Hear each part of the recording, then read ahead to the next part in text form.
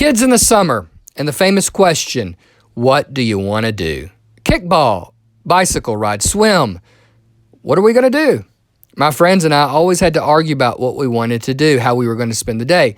And it was worse if I was trying to decide that with my brother. But at some point, we had to call it. We had to pick. Or the afternoon would be gone. Or our parents would have enough and they'd give us chores to do. We had to choose. This lesson is another one of our lessons of choices as we're continuing to talk about what it means to be the church after COVID or even with COVID. In these unsettling times, we are being reshaped into the people God needs us to be, and the key there is needs to be. We started with life over death. We've talked so far about community over isolation, fun over boredom, and bold over mild. Tonight's choice will be another helpful one to think about as we continue to converse together about the church God desires RMBC to be. Join me as we study together. I'm standing here at the front door of our education wing right behind me. As I think about this church building and what people see from the road as they drive by, do you ever wonder what people think as they look over to their left? They know it's a church. They can see the cross on the steeple. The architecture says church. See the big parking lot in front. Now, there are folks who drive by every day on this road. This is a busy, busy road. And they drive by every day, and many of them, in fact, the majority, have never been inside this building. They've just not been in here. They have never walked inside. Some have maybe been to a funeral or a wedding, but the majority have not, because a lot of people drive by here. And as I think about what their thoughts are about church, or even our church, I wonder what they wonder. If you've never grew up going to church at all, if church was totally foreign to you, you might wonder, I wonder what they do in there. I've seen it in a movie, watched it on TV, been to a few weddings. But even if you've been to church, you know that every church is different. So I wonder what Randolph Memorial Baptist Church, I wonder what they're like. Maybe I'll visit sometime, but if I go in, will I feel comfortable? Will people look at me? What do you do when you go inside a church? How do you act? All good questions and thoughts, right? And so as we think about our choice tonight is fortress or frontier. Bear with me, I'll explain that. But is a church a fortress, something that's locked to the world, and we're all inside here, and it's us versus the world?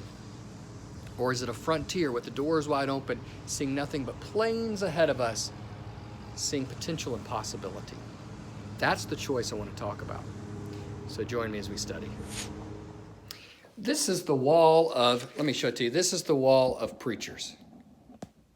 These are the clergy who have pastored this church, and some of you knew them, or at least some of them. Maybe you've known most of them, I don't know. But we began with Dr. Robert Randolph. He was never our pastor, but the church is named Randolph Memorial Baptist Church because it's named after him, someone early on, a minister who helped this church start. Now, beside him was the first one to begin preaching in some of the services, Dr. Herman T. Stevens. Not heard a lot of stories about him, but then you get to Cecil Marsh, the first pastor, Jim Bockham, Otis McClung, Don Norman, Michael Scarborough, Grant Carter, Mark Beck, and of course me. Each of those guys and me, all of us have served during different time periods and so much different things going on. But I often think about these beginning days when these Christians looked out and they saw potential. They saw that Madison Heights needed a church up here. There was no Walmart, no business. It was there were businesses, but it was much different, much more rural. And there was a house here. And they purchased that house and they planted Randolph Memorial Baptist Church. And it was named after this fellow passed away. After helping get things started, they named it in honor of him. But thinking about the innovation, the dream, and the passion that they had way back then, we, I think, have a chance to recapture that. And Bob Dell was a professor of mine, and he often talked about how when churches start, they had a dream. Let's plant a church in Randolph Memorial, in Madison Heights. Let's plant this church. It's a dream. And they did it. They grew. They built the structures, and they brought in new people, and it was exciting. But then as the church goes on in its history, and it goes from adolescence, and then it matures, they then can begin to decline. And in time, a church can even die. And so Bob Dell's whole philosophy was that what churches need to do is to continually learn to dream again, to get back to those early days when you had a passion and an idea to do something, and you looked at the real needs of what was going on in your community and what is going on, and you want to do what you need to do to meet those needs, to match those needs. Because what's going on in 2020 is not the same as what went on back then, or even when I came in 2007 back here. The world was different. And it's different now than it was a year ago, and that's why I call this church after COVID. The world is changing fast, and there's all kinds of other things going on in our world, and issues of race and are coming up as I'm doing preparing this study. And race has always been an issue, but there's a lot of questions and concern and anxiety and things about that, and there's all kinds of things going on in our world, and there's needs, poverty, and other issues in Amherst County, and on the list could go. And we need to figure out how can we be the church, the light, to meet the needs of the folks, to bring people to God in the day that we are planted, just like these folks did back then. So, we're going to get into our study. I want you to think about this image of fort or fortress and frontier. That's our choice. Will the church be a fort, a fortress, or will it be a frontier? So let's talk about those two images, and then we're going to dig into the scriptures. Okay. When I was a kid and it was summer and we were thinking about bikes or swimming or playing, when we were trying to come up with a decision of what to do, I can remember one time we decided to build a fort. Now there were other times we did. We'd get wood and not wood. We'd get branches and we would get all kinds of stuff, leaves, and we would get tree limbs, and we would build a fort. I love to build forts. Now when you're inside, you build a pillow or a blanket fort. My kids still love doing that. But outside, we like to build sort of a fortress and play army and all that kind of stuff. But I remember one time we were a bunch of kids. We got together and we were pulling all these huge branches, and we began to chop down and tear up limbs, and we were going to just build this massive fort. And all was going well. And we had a creek beside us. It was going to be so much fun. When suddenly a man came out yelling at us, telling us to stop. We were on his property. We were tearing up his limbs and branches. We had no permission to be there. In our minds, we were in the woods and we were excited. We were in somebody's yard. I don't know where that spot was today. It's somewhere in my hometown, but if I were to go there today, I'd probably be shocked how close houses were and we were trespassing. And he was totally justified in running us off because he didn't want that mess in his yard. But the reason we wanted to build it was just something fun about it. To kind of close yourself off and hide and have your base. And you and your buddies and your team, you were going to be in there. Nobody else could get in. Forts. In the ancient world and even in more recent times, forts are being built for defensive, so that you can keep inside, protecting yourself from outside forces so nothing can hurt you. It was defense, and you didn't want the outside to come in. You wanted just those you needed to be in it, a closed-off club. Thinking about all that, I'm reminded of a couple of fort stories on TV. I'm a child of TV, and so the Brady Bunch. Do you remember that episode where the boys and girls are fighting over clubhouses, and the boys form a clubhouse, a fort, and they don't want the girls in, only boys. So the girls go and form their own. I also remember as a kid, we used to watch reruns of The Little Rascals. I don't know if those are even on anymore, but there was a famous old episode called where the boys formed the He-Man Woman Haters Club. You remember that? No girls in. Well, you might say, what's this got to do with the church? Churches can almost, if we're not careful, become clubs or forts or fortresses where we're here, but we don't really think about bringing anyone in, and we kind of close people off. We don't mean to, but we've created our club, unintentionally probably, but people see a church, and when they drive up and down 29, I'm right here in the front entrance of our church, looking out at the road, and I wanted to do this study as I'm looking out, and I'm seeing all these cars go by. And I wouldn't want those churches to think, oh, I can't really go in there, I don't know those people, I don't know what to do. If we're not careful, people see us as closed off. It's us. And we don't know how to help and welcome and open those doors wide to bring others in. Instead of being a fort, think of the image of a fort. Think of the image of a frontier. A frontier. Because the word fortress means to make strong, and churches think that it will make them strong, but churches are not fortresses. We're not a defensive base for a military. Not at all. No, that's not the image for the church, us versus them. Instead, a frontier. That's the image I want you to think about. A frontier. Totally opposite. No walls, no barriers, no moats, none of that. It's just wide open. Wide, expansive spaces. Unexplored territory to be discovered. Wide open. And that's what the church should be. A church shouldn't be these closed in, us, we're strong. Instead, it's no walls, no barriers. We want people to come to Jesus, people to come to God. And we're going out to more territory, expanding, and bringing people in. Just think of this wide field, vast as the eye can see, where the sun sets and touches the ground, and you don't even know where it ends. That's the church. We don't even know where there are no boundaries. We don't even know where that's. We want to continue to reach out in the wide, wide circle of God's love. Unfortunately, a lot of people don't see church that way. They think of church not as a frontier, but as a fortress. That's the way people see church. There's an old rock song called Signs. Let me read it to you. Some of you remember this. And the sign said, long-haired, freaky people need not apply. So I tucked my hair up under my hat and I went in to ask him why. He said, you look like a fine, upstanding young man.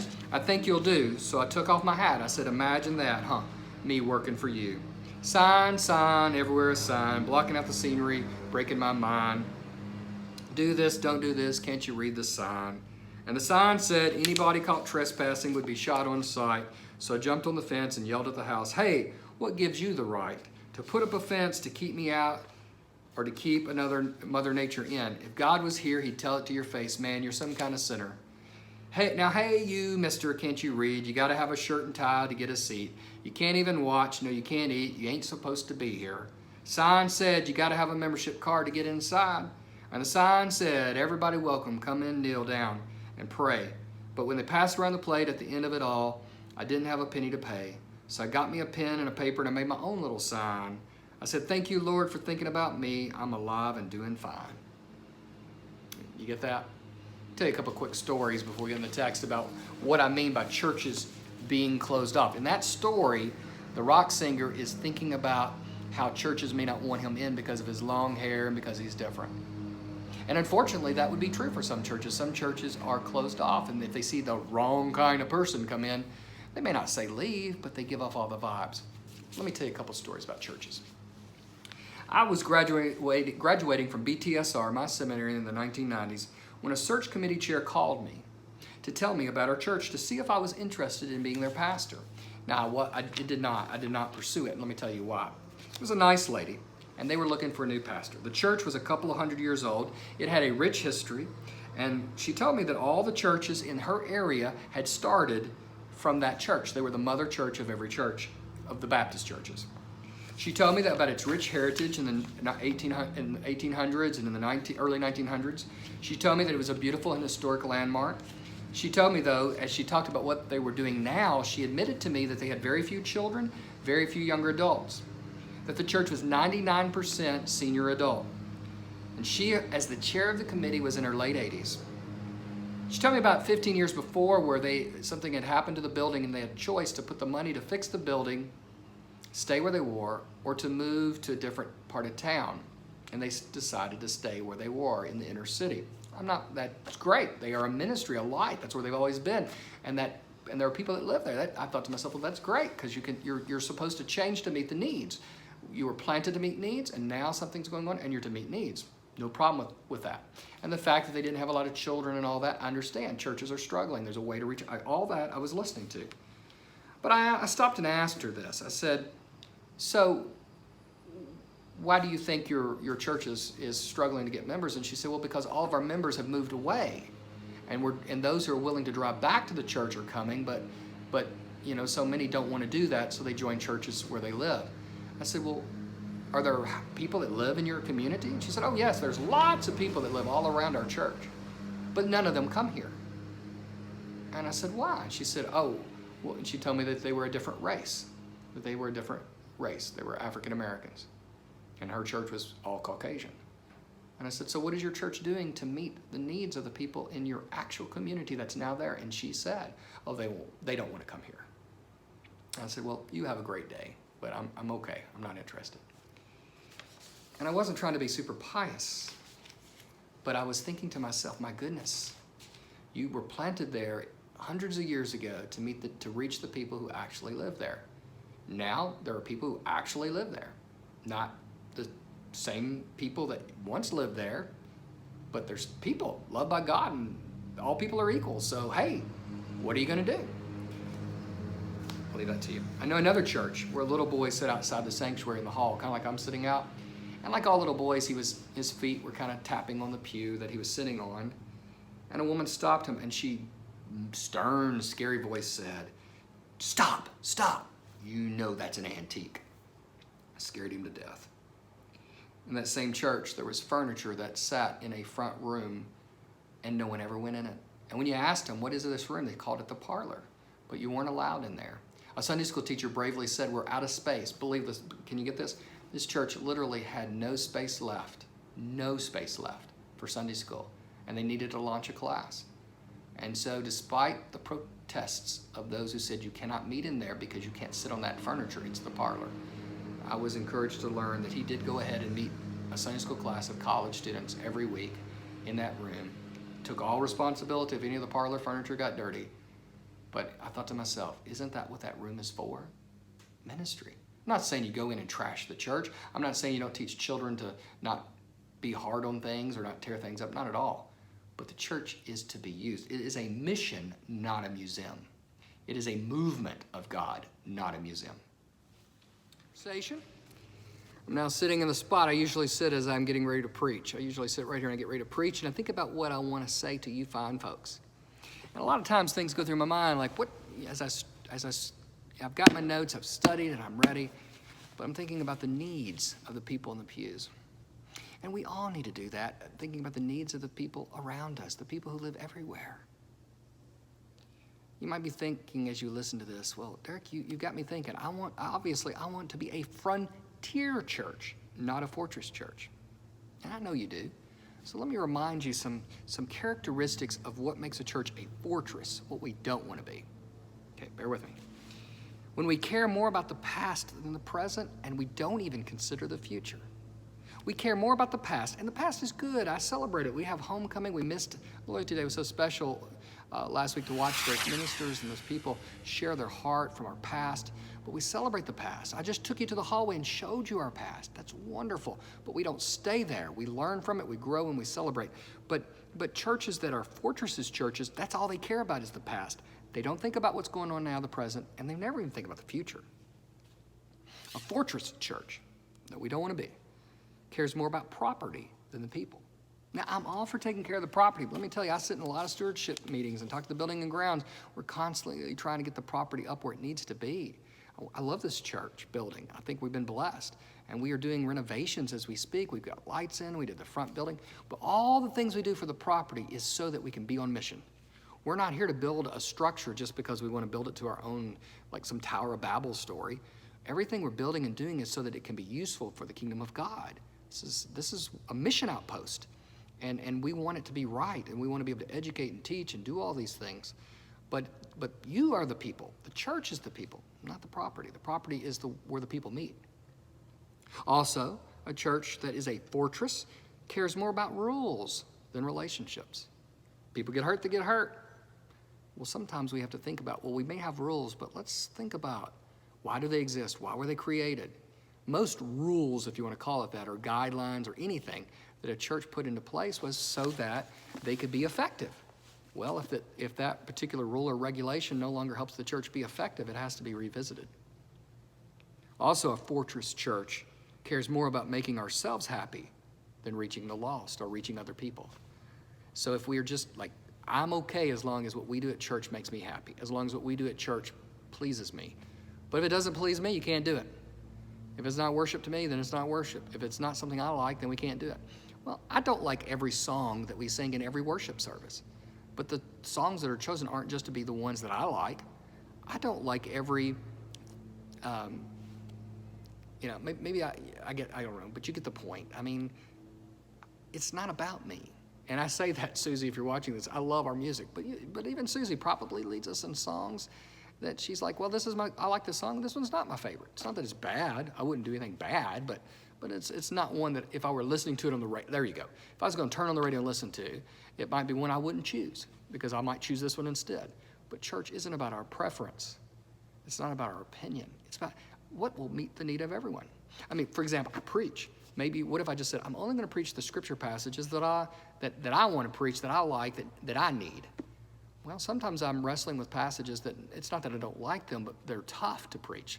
They're hard to talk about, or they meet the needs of people that they're maybe not my favorite Bible story. You know, I just can't pick my top 10 Bible stories and talk about them every week. I need to dig into all the scripture. And sometimes when I hear a song that may not be my top number one, or I preach a text that's not one that I normally would read, God speaks to me in ways I couldn't believe it. Maybe that's happened to you. Reminds me of the preacher who was on fire for God. He was straight out of seminary, eager to change the world, and in this new church, he had this hateful man who caused trouble every week. So one Sunday, the preacher let it loose. He preached so hard and aimed it to the man. At the end, the man shook his hand and said, "Friend, you told him again." Drove the preacher crazy. He did it again. The next Sunday, he preached his heart out. The same thing happened. The man shook his hand and said, "Friend, you told him again." Every week, the preacher let it go, let it out. And the guy would never take it personally, just say, "Friend, you told him again." Week after week. One winter it snowed and snowed, and no one came to church but the preacher and this one man. So he thought, well, now I'm preaching the sermon, and I'm preaching to this man, and there's nobody else here. So I'm going to let him have it in the sermon, just me and him, and I'm going to let him have it. And then he won't say that again. But at the end of the door, after all that, the man shook his hand and said, "Friend, you told him again." Too bad they weren't here to hear it. They weren't here to hear it. Okay, I know, corny joke, but we need to hear it. Okay, that's what a fortress church is. Now, what is a frontier church? It sees the wide expanse of frontier in front of us. Fortress church, we know. Closed off, I just explained it. What is a frontier? A church that sees the expansiveness. Okay, it's a church who's looking ahead where God is. Not saying, okay, I'm just here. I'm going to look ahead. Where could God be leading us? It's a church that really does like other people. It's a church that sees people as they are with no ulterior motives. When someone visits, they don't think, I wonder if they're going to be a good giver. Ooh, I've got to give them a job by the end of the day so that we can use them. No, it's a church that says, I see you, and you are of value. And of course, that person will become an effective, efficient part of the church, but it's not to get numbers. It's not to get money. It's not to get this. It's to love people. And finally, we want to please God, and we want others to know God like we do. We're doing it because we just want to please God, and we want others to know this God that we love. So that is a frontier church. That's my goal. Not the wall, the fortress, but the frontier. The book I read several years ago called The World is Flat by Thomas L. Friedman talked about this. It talked about the way I want you to see the world as a frontier. Technically, we all know the world is round. I mean, we know that, and the author knows that. Although people used to think it was flat and that you would go to the end and fall off. But what he's talking about, the world is flat, isn't that it's literally flat, but he says due to the changes in our world, technology and mass transportation, we flattened it because we now can go anywhere, the world is all connected. It means that the world is actually smaller because we now can connect. I mean, if this COVID had happened 15 years ago, 10 years ago, 20 years ago, even 10 years ago, let's take that. Even the development of the cell phone has allowed us. I'm teaching this lesson using just a cell phone and a tripod and the internet. The fact that we can have worship and do Facebook Live or YouTube, the technology just even in the last 5 years has enabled us to handle this crisis better than any other time in history. So the world is getting smaller, connected. And the fact that when you call for help with your cable or your phone, you're talking to somebody from India talking to you right there. Shows you how connected the world is. One airline that you call actually for help, when you call the office, it's housewives in Utah who book your flight sitting in their pajamas with their coffee. And now with this going on, some businesses are saying we're not going to go back to big skyscrapers. We can do this all from our houses. The future worker some future workers are never going to leave their house again, probably. You can get your groceries delivered. You can get everything delivered. You get my point. The world is connected. It's smaller. We're all in this together. And so a new phrase came up a few years ago called glocal, global and local. Globalization, global, local, all connected. It's amazing to think globally and act locally. We know it's a world, but we're going to act locally. It helps us overcome little box thinking. We can't do this, we can't do that. No, it allows us to open our minds to see the big picture. Isn't that amazing? Okay, well, let's see what Jesus would say about the frontier. I'm back in the pews again because this is where you sit when you worship, and I want to talk to you about Matthew 28 for a few minutes. If you can look behind me, you'll see the tripod. It shows you how global and local we are. This is the local church where you sit and worship God, and you see your neighbors that you see at Walmart. But we're going to have a camera on that when we return to physical worship. And that little camera is going to be able to allow anybody in the world to worship just like me sitting here. So I'm sitting here worshiping on a Sunday, and that camera allows anybody in the world to connect. Now you see what global is. Global and local. All right, so Matthew 28 is a famous passage. You know where I'm going with this. Frontier. At the very end of the Gospel of Matthew, the New Testament, Matthew, Mark, Luke, and John, 4 Gospels. Matthew, Mark, and Luke are called synoptic. They're called similar in their teaching and thinking. And Matthew, of course, the first in your New Testament. And it tells, the Gospels always tell us the life of Jesus, his teachings, his preaching, his death and resurrection. Chapter 28 has the resurrection of Jesus, Matthew's account of that. But at the very end, you have this beautiful picture and painting of what it means to be frontier. Then the 11 disciples went to Galilee, to the mountain where Jesus had told them to go. When they saw him, they worshiped him, but some doubted. Then Jesus came to them and said, "All authority in heaven and on earth has been given to me. Therefore go and make disciples of all nations, baptizing them in the name of the Father, and of the Son, and of the Holy Spirit, and teaching them to obey everything I have commanded you. And surely I am with you always to the very end of the age." Okay, Matthew 28 is that great commission. It is Jesus gathering his disciples after he has come to the conclusion of what he has wanted to accomplish. He's gathering his disciples, and he is sending them out in their commissioning, their sending out. Every time you come to church and worship ends, I hope you feel that calling from Jesus to you've worshiped, you've experienced God, now it is time to go from here to the places you need to go to take this message with you, because that's what we're supposed to do. So let's talk about this. Let's put this in perspective. First, the challenge Jesus gives here sounds impossible. There are only 11 at this moment. Judas is dead, and when you read this, some of the disciples, it says, well, let me read this to you. When they saw him, they worshiped him, but some doubted. There's only 11 there. They've experienced all this. They've gone to the ends of the world with Jesus. They've experienced so much, and even through the miracles, even through the teaching, through all this, it says, even though they saw him, they literally saw him risen from the dead, they still doubted.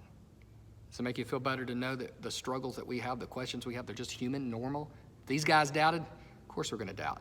And so they doubted because this is impossible. They're not even unified yet. Pentecost hasn't happened yet. That will be the outpouring of the Holy Spirit in Acts chapter 2. And yet a divided, defeated, and afraid group of everyday guys are told that they're going to be a global enterprise. Seriously, Jesus? How can this happen? Jesus reminds them, though, that they have all authority in heaven. God's got your back, he's saying. And this phrase isn't about a future authority. Jesus is sending them now. Don't form a team to do a 10-year analysis and study of the pros and cons, write a vision, mission statement, and a purpose statement. I joke and say that because I can't tell you how many churches and church organizations I've been a part of who, it was real popular about 15, 20 years ago when I was in seminary in the late 90s and in the early 2000s, lots of organizations that are Christian, along with companies and businesses, but lots of churches and organizations were struggling with how do we reach new people, and they formed committees to come up with a mission statement, a purpose statement, a vision statement, and these goals and how they were going to do it. And what they did is they created these massive, complex documents of things that would get the church alive and renewed for the future. They would pay consultants lots of money. I was in one church denominational type group that I was there for 5 years, and we did it twice in those 5 years. And I'm not making fun of that. It was good intent. We wanted to figure out how to get this done. But it was a lot of words, a lot of verbiage, a lot of paper, a lot of dream teams. But there was no follow-up, no follow-through. It was too complicated. It was too much. And people just got tired and wore out with the process that they never fulfilled their purpose. But Jesus is saying, look, it looks impossible. What you got to do, it is impossible. You can't map this thing out. You know, it's not that you go in and wing it. You've got to have plans. But the world is what we're talking about. So what do? How do you reach the world? Well, second, the other concern as you read this is that this is going to take you out of your comfort zones. So first off, you're going to have to do the impossible. And second off, you're going to have to step out of where you want to be. You're going to have to step out of what you're comfortable with. And it says, and go to all nations. The world was just as fractured then as it is now. And he's saying, you're going to go. The gospel wasn't just to save one group of people. It was to be a light to the nations. So you're going to have to do this. But I think the third thing is really why this can work. The job is expansive, because a frontier is expansive. It's as far as the eye can see. you can't stay in your little shelter. You have to go out of your comfort zone. That's why people go to fortresses, because they feel comfortable. No frontier, you got to get out. But the third is the reason why this can work, and it's not impossible, is that we're changing not just minds but hearts. If the whole thing was to go and argue people down to get them to accept Jesus and use an intellectual argument and just debate people down, then yes, the job is too big and I'm too scared to do it. So forget it. But there is something called the Holy Spirit, and there is God's work, and there's the movement of God. And if we do our part, yes, there's an intellect to it, but there's also a spiritual movement, that God can break down barriers, that God can speak to people just like God spoke to us, and that God is in the changing of lives business. When lives are changed, then other people want to know, well, what changed your life? I want that. I need that. A German soldier was wounded, as the story goes. He was ordered to go to the military hospital for treatment. When he arrived at the large, imposing building, he saw two doors. One said, for the slightly wounded, and the other said, for the seriously wounded. What a great way to triage. He entered through the first door and found himself going down a long hall. At the end of it, there were two more doors, one marked for officer and the other for non-officer. He saw that. He entered through the latter and found himself going down another long hall. At the end of it were two more doors, one marked for party members and the other for non-party members. Wow, this thing's organized. He took the second door and opened it. He was back out on the street where he started. When he went home, his mother asked him, how did you get along at the hospital? He said, well, Mom, to tell the truth, the people there didn't do anything for me, but you ought to see the tremendous organization they have. They were organized, doors and doors and doors and doors, and halls and halls and halls, and it was organized, but it didn't do anything. And I say that to say that Christianity is struggling because Christianity has gotten really, really organized. When we started 2,000 years ago, we had 11 befuddled, confused, struggling, ordinary guys, and the women who actually showed up at the cross. They weren't too afraid. And you had this group, and then they meet in Acts, and they're going and they're growing. But down throughout history, they got bigger and they got better and organized, built really nice buildings with lots of rooms and lots of layers of organization and bureaucracy. That goes back to my whole complaint about these statements churches and denominations formed where you say, we're going to create this document. It's going to have our vision and our mission, and we're going to have our values. And through that, we're going to get it, and then we're going to have action statements with goals and just massive. And it looked really good and everything, and we spent a year looking at it with surveys and all that. We were very organized, but in the end, so what we have to do is to get back to the source of it all. Okay, I'm just going to take a couple of minutes and just wrap this up. I think that becoming a frontier and not a fortress is something we have to be intentional about.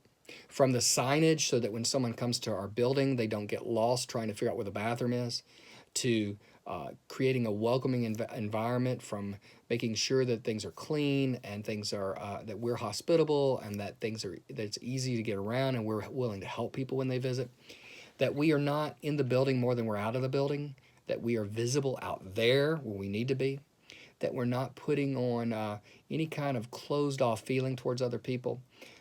Now, COVID has really messed with our minds, because right now we got signs that says only so many can come in the building, the playground is closed, but everybody understands that's because of COVID. But when COVID's gone, we want the community to use the playground. We want people outside groups to use our church if they can, if it fits what we need to do. We want to be out there getting to know people. We want to be involved in community events. The church needs a presence out there. I once belonged to a church that went to a fall festival event and gave away pumpkins to everybody till we ran out. And I think we had Bibles too for people if they wanted them. You know, a couple things we've done recently that I'm very proud of, but we need to do more of. Our Halloween, our fall festival, we moved, instead of an internal party, we gave out candy and really made it to the community. And if you'll remember, the weather was so bad that had we not done that, people wouldn't even been able to they were wrapped out in our building in the rain. Our Christmas Eve, the last few years, we've had so many community people come, and we'd had this great dream about our egg hunt, and of course COVID happened. Now, when COVID, as we live with COVID for a while, I realize numbers are not going to be the same. People are going to be less likely to come in big crowds, and so it's going to be challenging. That's where technology is really going to fill the gap for a lot of this. Our virtual VBS that we're planning. We're going to have 4 Mondays in July where we're going to drop an episode. We're studying the book of Jonah. There will be a song. There'll be a Bible study lesson, a craft. It's going to be and it's going to be out. But once it's put out on Monday, people can watch it all week long. Kids can say, "Hey, we're doing this thing. You should check it out." We could have tons of people, like more than ever, watching and doing the crafts. And then we're going to do some visible stuff. We're going to have a fish out in the yard, and we're going to do a food collection, not just for VBS, but for anyone, where they can drop it off for our cheer baskets boxes we're going to need this Christmas, especially since it's been about 3 months since we've collected anything. So it's really needed. And when the kids do that, they can get their selfie with the big fish in the yard. I think all this is awesome. We're trying to utilize that. Now, I'll say, once we come back in the visible sense, we'll be using technology, but we'll also have to look for ways to get back in a physical sense to reach people. Now, I know that's going to be hard and challenging because people are going to be nervous with the germs and all that. I get that. But we got to figure out and dream big and be creative and innovative and flexible. And I don't have the answers to give you on this video, but we got to be bold enough to say we are not a fortress. We are not a fort. We are not a brick hiding building that we're hiding in. We are here as a mission outpost so we can launch. And we see the world as massive and we're ready to go out there and meet. And if we do that, we'll figure it out along the way. I hope this Bible study has been helpful to you. I hope that you will find meaning in it. We will meet again next week, but I'd like to close in prayer if we can. Gracious God, may we always see the opportunity and the potential and the promise that's out there. May we never just put up barriers and give up. May we instead see that you are using us and needing us to be out there, to be where we need to be open, loving, and welcoming. God, thank you so much for putting this church here so many years ago, for the faithfulness of the members, and may we continue to see ourselves as reaching new people, going to new places, as you have called us to do in the Great Commission. God bless Randolph Memorial Baptist Church as we work to be the church that this world needs. Amen. God bless you.